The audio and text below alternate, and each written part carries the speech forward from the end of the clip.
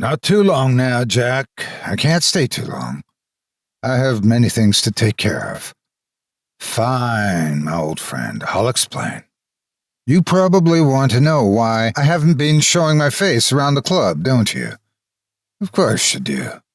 You always were the inquisitive one, Jack, Quincy. You always have all these questions. You ask me why I refused to talk to old Jenkins, the club curator. When I left Giselle, you asked me then, too. Curiosity can be a dangerous thing, my boy. Trust me, I know that truth all too well. There's a reason I won't go near any body of water anymore. Why I moved away from the lake, why I stay away from cellars, and why I use a carriage to get everywhere.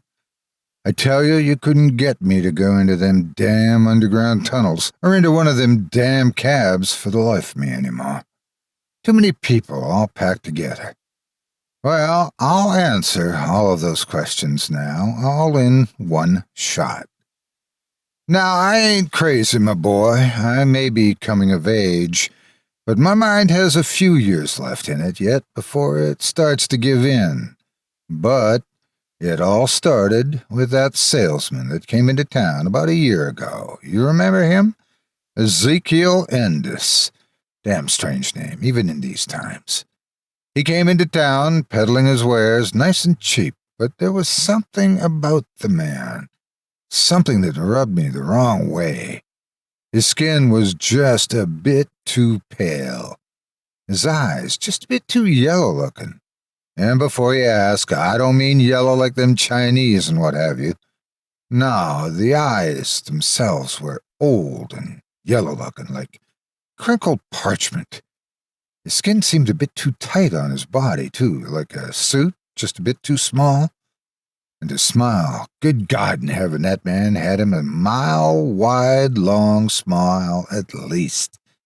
And to stare, good Lord, the man had him a stare. He never looked at you, just around you. But the man, as wrong as he may have been, was fascinating to me. Now you know me well enough, my boy, to know that I'm the type to pursue things I found fascinating. That's why I joined the Boston Paranormal Society. I guess in the end that's why we all joined. But old Marcus Kane ain't never been the type to walk away when something grabs his attention. You know that about me, don't you, boy? Of course you do.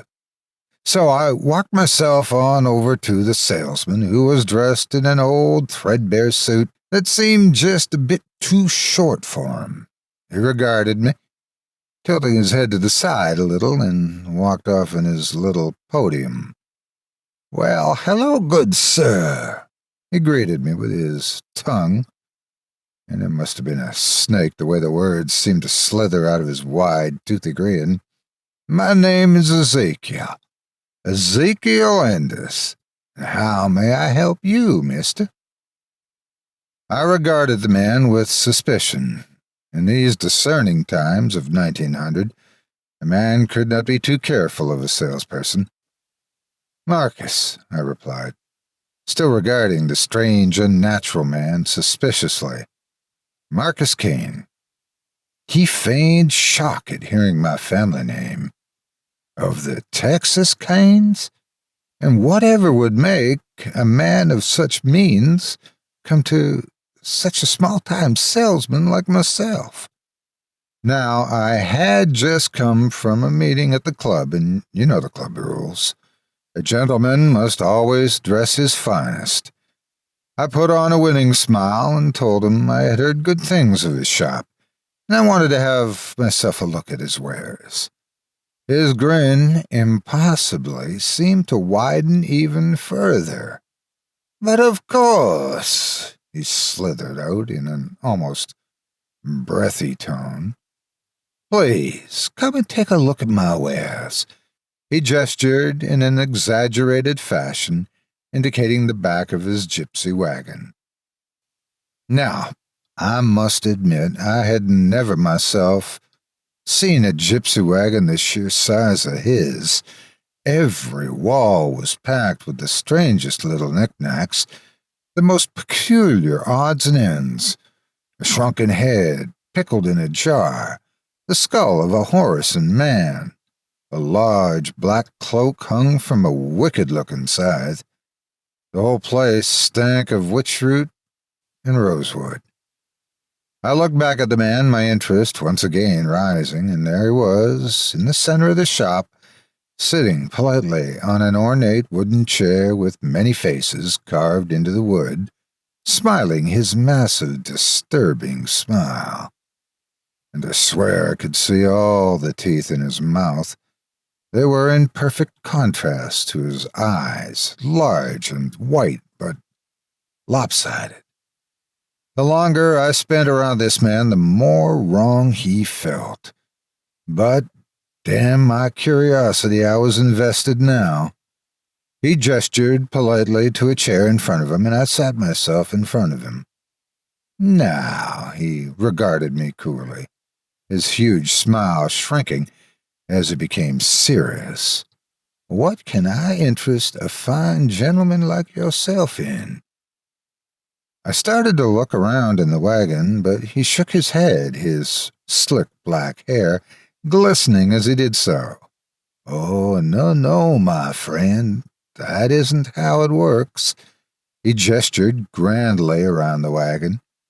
In here, there are the answers to any desire, but there are rules.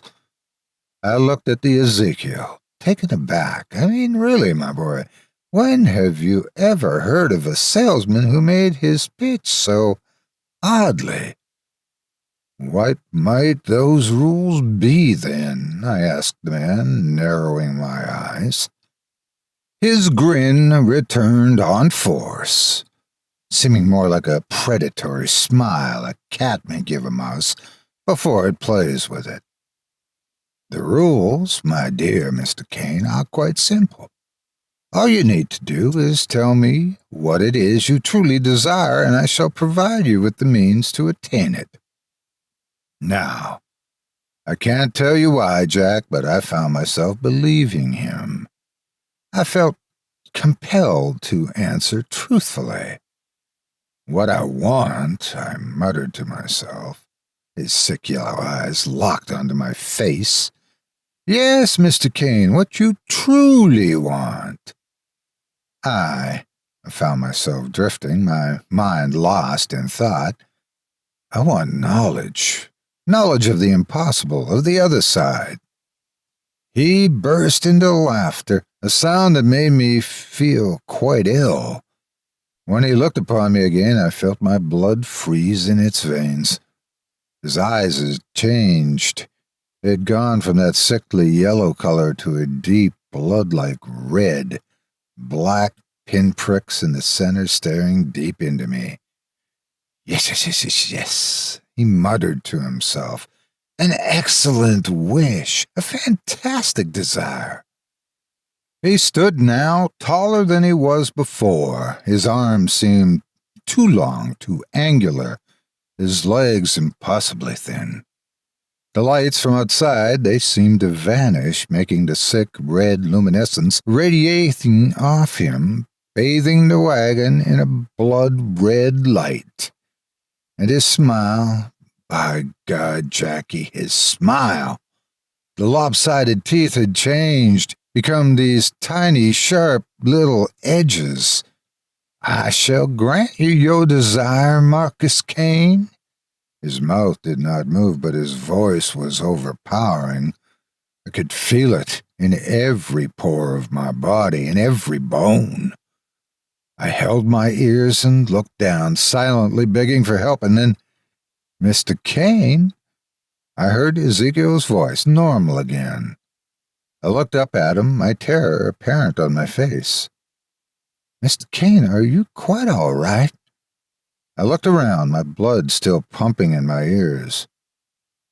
What was? Ezekiel shook his head, smiling his wicked grin again. I must apologize, Mr. Kane. The witchwood incense I use can have some side effects, but I am glad to see that you picked out something you liked. I looked down, and in my hands was a thick, black book. It seemed to be bound in a coat of old, weathered leather, and the title was unreadable due to age. I looked down at the tome, almost spellbound. I looked back up at him and asked him how much this would cost me. Ezekiel's smile just grew wider again. "Whatever do you mean, Mr. Kane?" He tilted his head to the side again, looking right past me with his sick, yellow eyes. "You already bought the book." I made my way home that night, feeling like the eyes of Ezekiel were still upon me. I hurried home, catching a cab as fast as I could. A thick blanket of fog had rolled in from the harbor, making it quite difficult to see just where I was headed, swirling before me like fingers in the mist. But I knew where my home was, and soon enough I was at my doorstep. I was still married then, my loving wife, Giselle, who waited on me with such patience, with such patient care. I had never deserved her, Jack, and when she left me, I guess she finally had figured that out too.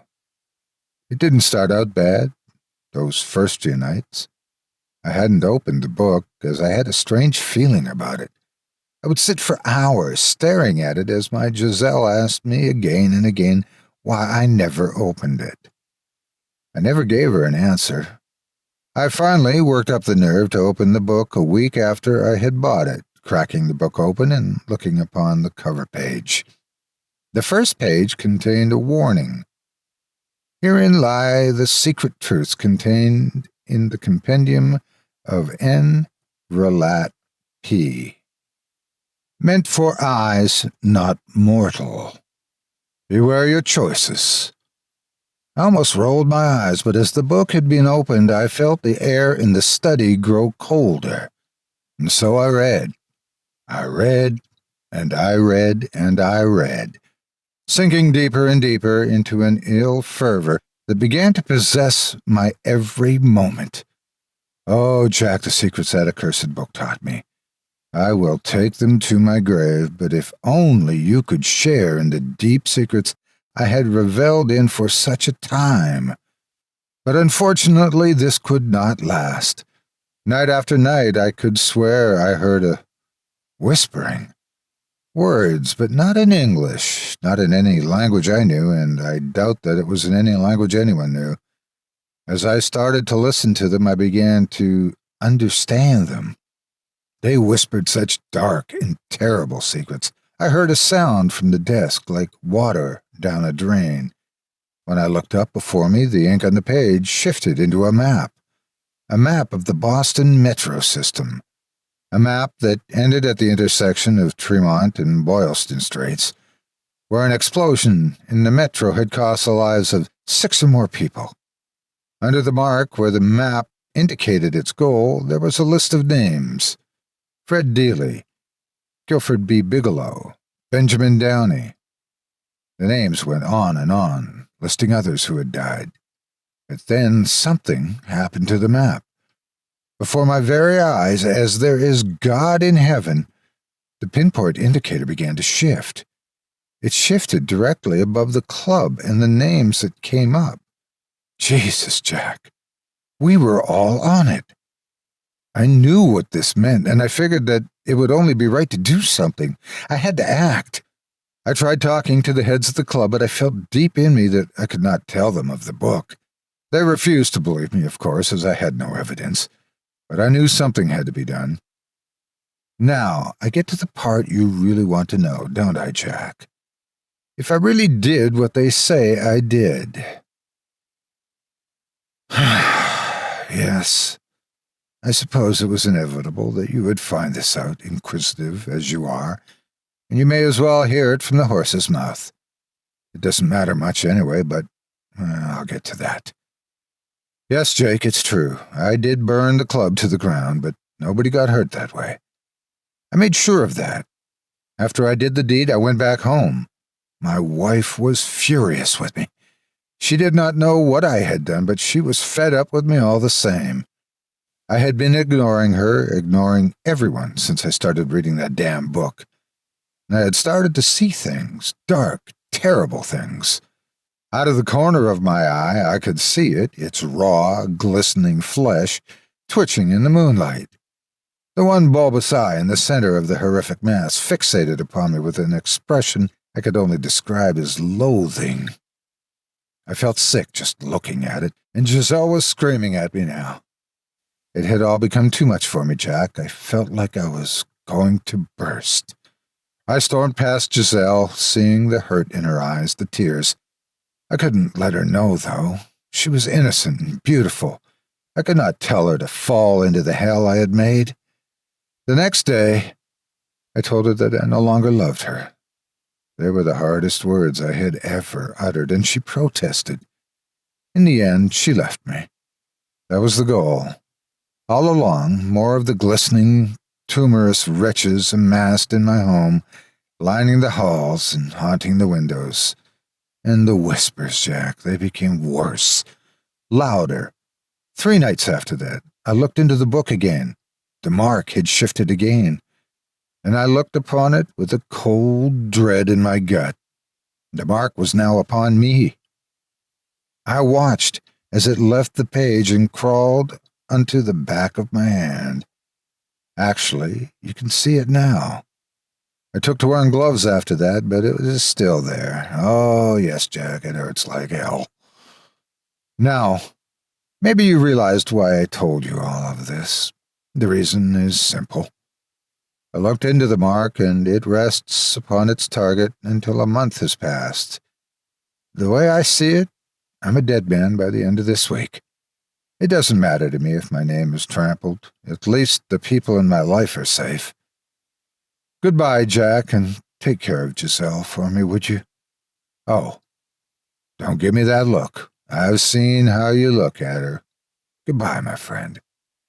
And if you ever have the ill fortune to meet Ezekiel Endis, do me a favor. Don't get into his wagon.